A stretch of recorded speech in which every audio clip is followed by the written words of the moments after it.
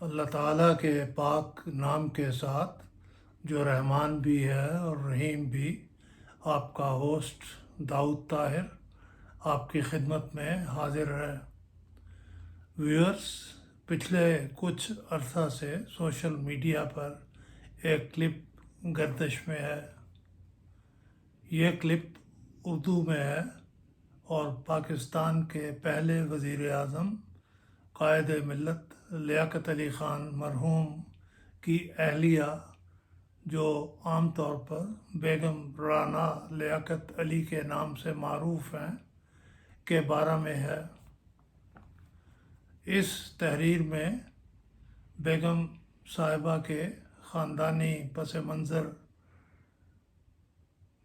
اور ان کی ابتدائی تعلیم اور تکمیل تعلیم کے بعد ملازمت کے حوالہ سے کچھ معلومات مہیا کرنے کے بعد ان کے قبول اسلام اور قائد ملت کے ساتھ ان کی شادی کا واقعہ بیان کیا گیا ہے۔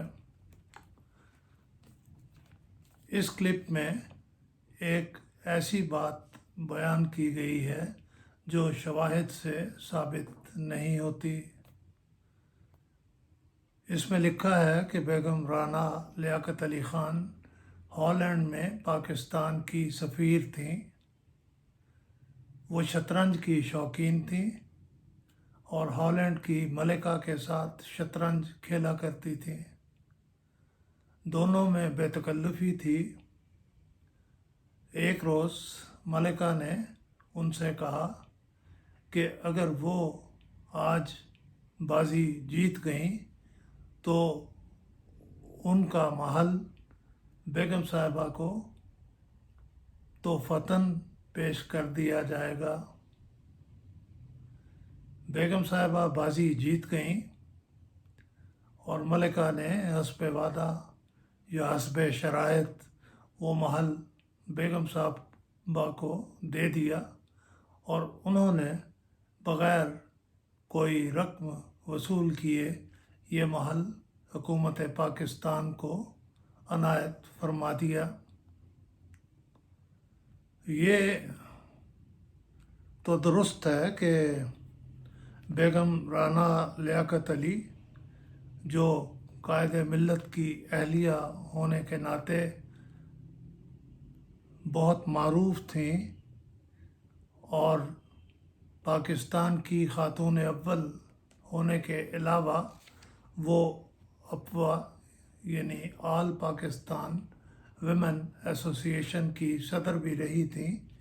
1954 سے 1961 تک 7 سال ہالینڈ میں پاکستانی سفیر رہیں۔ اس کے بعد وہ 1965-66 کے دوران اٹلی اور تیونس دونوں ملکوں میں پاکستانی سفیر کے فرائض ادا کرتی رہیں۔ وہ فروری 1973 سے فروری 1976 تک 3 سال گورنر سندھ بھی رہیں۔ یہ بھی درست ہے کہ وہ شطرنج کھیلتی تھی اور ہالینڈ کی ملکہ کے ساتھ بھی انہیں کھیلنے کا موقع ملتا رہتا تھا، لیکن جوئے میں محل جیتنے اور پھر بطور تحفہ اسے پاکستانی حکومت کو پیش کرنے والی بات درست نہیں۔ اس حوالے سے میری بات شفقت علی شیخ صاحب سے ہوئی، جو 1980 کی دہائی میں ہالینڈ میں پاکستان کے سفیر رہے ہیں۔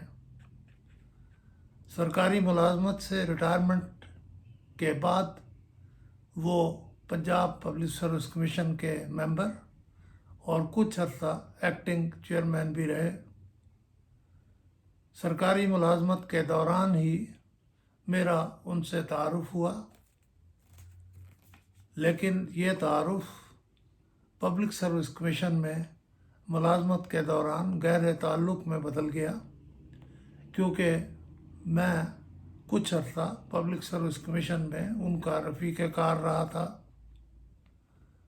میں نے ان سے اس کلپ کے کانٹینٹس کی تصدیق چاہی تو انہوں نے بتایا کہ نہیں، یہ بات درست نہیں۔ ان کے بیان کے مطابق یہ تو درست ہے کہ وہ ملکہ کے ساتھ برج کھیلا کرتی تھیں، لیکن یہ بات بالکل خلاف واقعہ ہے کہ ملکہ نے کوئی محل ان کے ہاتھوں ہارا تھا۔ وہ بتاتے ہیں کہ جس محل کا غالباً اس کلپ میں ذکر ہے وہ بیگم رانا لیاقت علی کی ہالینڈ میں تقرر کے دوران حکومت پاکستان نے اس کی بازاری قیمت پر خریدا تھا، اور اس امر کا باضابطہ طور پر سفارت خانے میں بھی ثبوت موجود ہے اور وزارت خزانہ میں بھی اور وزارت خارجہ میں بھی موجود ہونا چاہیے۔ میرے ایک سوال کے جواب میں انہوں نے بتایا کہ ہیگ میں ایک چوک ہے جس میں چاروں کونوں پہ 4 عمارات ہیں۔ مقامی قانون کے تحت وہاں کوئی اور عمارت تعمیر نہیں ہو سکتی۔ اسے پلین 1813 کا نام دیا گیا ہے۔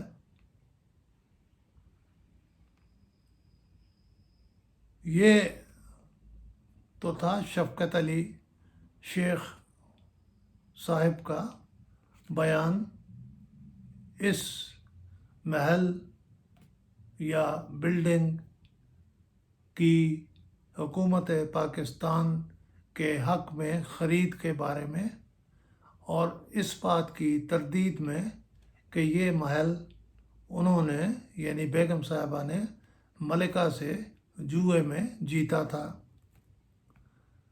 قدرت اللہ شہاب نے اپنی مشہور و معروف کتاب شہاب نامہ میں اس محل یا اس عمارت کا ذکر بھی کیا ہے۔ یاد رہے کہ قدرت اللہ شہاب بھی ہالینڈ میں پاکستان کے سفیر رہے ہیں اور 1965 کی جنگ کے دوران ان کا تقرر وہیں پر تھا۔ وہ لکھتے ہیں، ہیگ میں جتنے سفیر متعین تھے، اور اب میں یہ ان کی کتاب میں سے پڑھ رہا ہوں، شہاب نامہ میں سے، ہیگ میں جتنے سفیر متعین تھے ان میں ایک خاص کندہ ناتراش بھارتی سفیر تھا۔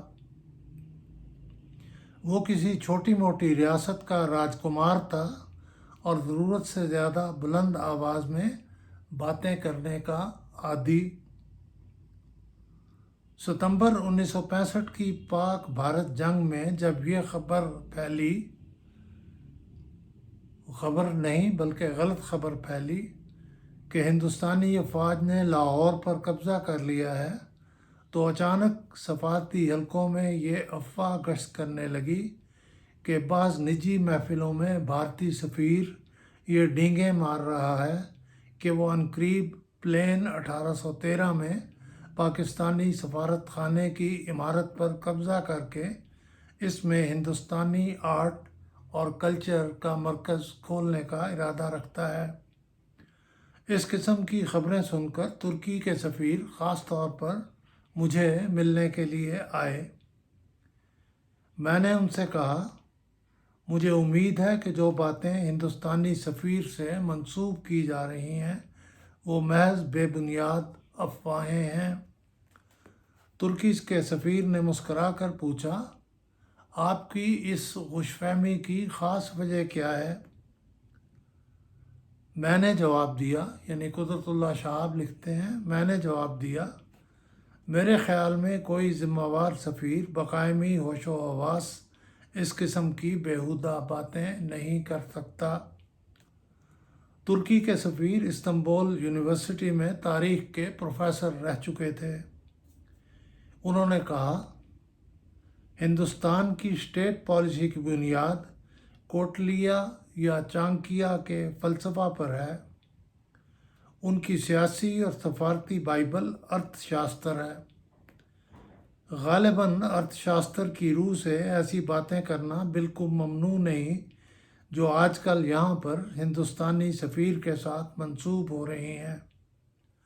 سنا ہے، یہ ترکی کے سفیر کہہ رہے ہیں کہ نئی دہلی میں سفارت خانوں کے علاقوں کو چانکیہ پوری کہا جاتا ہے۔ 1965 کی پاک بھارت جنگ کے دوران پرتگال کا سفیر مجھے ڈھونڈ ڈھونڈ کر بار بار ملا کرتا تھا۔ یہ قدرت اللہ شہاب لکھ رہے ہیں، اور زور زور سے ہاتھ پر ہاتھ مار کر تیز تیز لہجے میں کہا کرتا، ان کو مارو، ایسا مارو کہ ان کا سر کچل ڈالو۔ پرتگال کا سفیر دل سے خواہش مند تھا کہ اس جنگ میں ہندوستان کو شکست فاش نصیب ہو۔ اس کی خفگی کی وجہ یہ تھی کہ کشمیر، جوناگڑھ اور حیدرآباد کی طرح بھارت نے گوا پر بھی زبردستی قبضہ کر رکھا تھا۔ قدرت اللہ شہاب کا بیان ختم ہوا۔ گوا ویورز، آپ کو پتہ ہے، پرتگال کی کالونی تھی جس پر بھارت نے پولیس ایکشن کے ذریعہ قبضہ کر لیا تھا۔ یہ تھا پلین 1813 میں پاکستانی سفارت خانے یا حکومت پاکستان کی ملکیتی عمارت کے بارے میں درست حقائق۔ ویورز، اگر آپ کو میری یہ ویڈیو پسند آئی ہو تو اسے لائک کرنا مت بھولیے، اور مناسب سمجھیں تو میری چینل کو بھی سبسکرائب کر دیں تاکہ میری آئندہ آنے والی ویڈیوز سب سے پہلے آپ کو موصول ہوں۔ بہت شکریہ ویورز۔